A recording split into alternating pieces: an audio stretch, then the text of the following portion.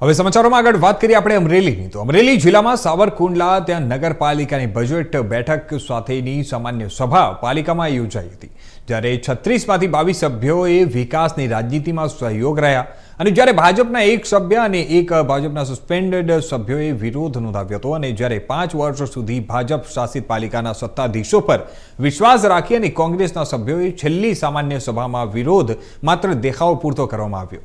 શહેરમાં વેરા વધારવાનો અગાઉનો ઠરાવ પર આ બેઠકમાં વિરોધ દર્શાવીને કોંગ્રેસ 182 કરોડના બજેટનો વિરોધ કરવામાં આવ્યો હતો અને ત્યારે નગરપાલિકાના વિપક્ષના નેતાઓ જે પાણી કર, હાઉસ ટેક્સ કર સહિતના જે વેરા છે તે વેરા વધારવામાં આવ્યા તેનો વિરોધ કરવામાં આવ્યો હતો। ન ગયા તે વર્ષે પણ બેઠક બાદ હવે આજે છેક સામાન્ય સભાની બેઠક બોલાવવાની હોય પણ ત્યારે ભાજપ શાસિત પાલિકાએ બોલાવેલી ન હોવાના વિપક્ષના નેતાઓએ ત્યાં બાપાડો કાઢ્યો હતો।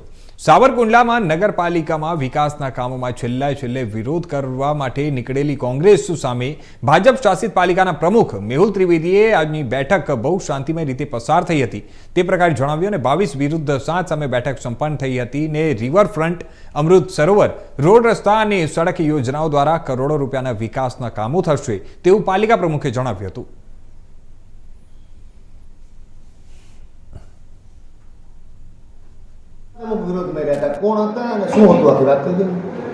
આજની સામાન્ય સભા બહુ વ્યવસ્થિત રીતે, બહુ સારી રીતે અને સારામાં સારી સાધારણ સભા અને બજેટ બેઠક આજે સર્વાનુમતે ન કહેવાય પણ 22 વિરુદ્ધ 7 મતે પસાર થઈ છે। ભાજપનો સભ્યો કોઈ વિરુદ્ધ જોવો એવું મને અત્યારે નથી લાગતું, છતાં પણ ઓફિસમાં જોઈ અને તમને કહીશ।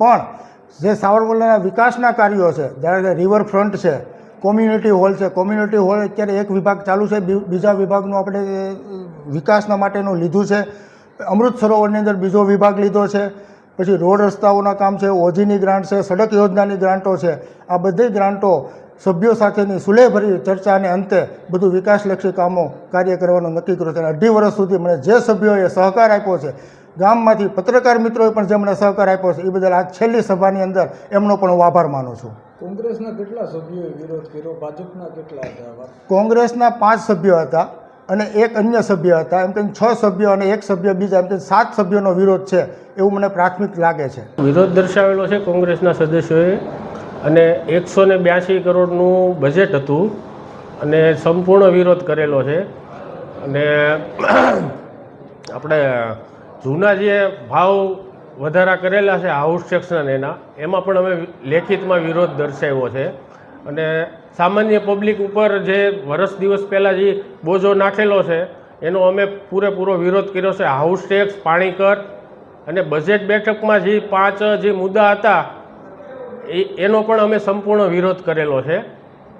આવતા દિવસોમાં જે વિરોધ કરવો પડે હજી ખુલીને એ પણ અમે કરવા તૈયાર જ છીએ અને 2-3 દિવસ કે 4 દિવસમાં અમે ખુલીને વિરોધ નગરપાલિકામાં કરવાના છીએ। જે ભાવ વધારો કરેલો છે, હાઉસ ટેક્સ, પાણી કર, સામાન્ય માણસને મારી નાખવા માટેનો ભાવ વધારો કરેલો છે। ક્યારે આ બજેટ બેઠક બોલાવવાની હોય, ક્યારે બોલાવી છે? બજેટ બેઠકનો નિયમ નગરપાલિકાનો એવો છે ભાઈ કે 3 મહિનાની સામાન્ય 3 મહિના થાય એટલે બજેટ બેઠક ગામના વિકાસ માટે બોલાવવા પડે। દરેક સભ્યોને બોલાવી અને એક બેઠક બજેટની સામાન્ય સભા કરવી પડે। એની જગ્યાએ આ લોકોએ 15/3/2025થી અત્યાર સુધીમાં સામાન્ય સભા બોલાવેલી જ નથી। તો 1 વર્ષમાં 10 મહિના બાકી છે।